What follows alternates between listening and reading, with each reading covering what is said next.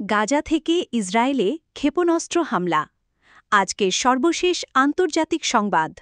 মধ্যপ্রাচ্যের আকাশে আবারও ধোঁয়ার মেঘ।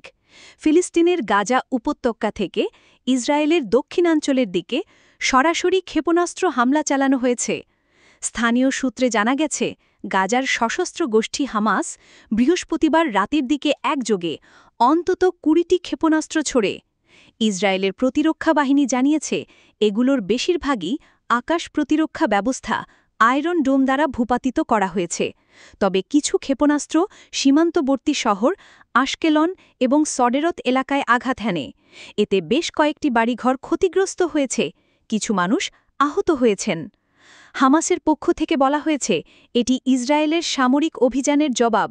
তাদের দাবি, ফিলিস্তিনি জনগণের বিরুদ্ধে যে নির্যাতন চলছে সেই প্রতিরোধের অংশ হিসেবেই এই হামলা করা হয়েছে।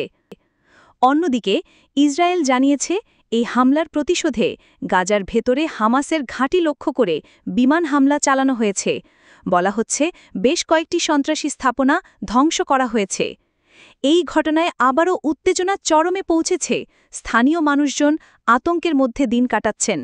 অনেক পরিবার আশ্রয়কেন্দ্রে আশ্রয় নিয়েছে। ইসরায়েল সরকার সীমান্তের নিরাপত্তা ব্যবস্থা জোরদার করেছে, সাথে সাথে অতিরিক্ত সেনা মোতায়েন করা হয়েছে। বিশেষজ্ঞরা বলছেন, গাজা ও ইসরায়েলের এই দ্বন্দ্ব সহজে থামার কোনো লক্ষণ নেই। প্রতিটি হামলার পাল্টা হামলা এই অঞ্চলের মানবিক সংকটকে আরও গভীর করছে। আমাদের চ্যানেল থেকে নিহত ও আহতদের পরিবারের প্রতি গভীর সমবেদনা জানাই। এই সহিংসতার অবসান কামনা করি। পরিস্থিতির সকল হালনাগাদ খবর দ্রুত জানতে আমাদের সাথেই থাকুন। ধন্যবাদ। জিটিভি থেকে সারা আক্তার।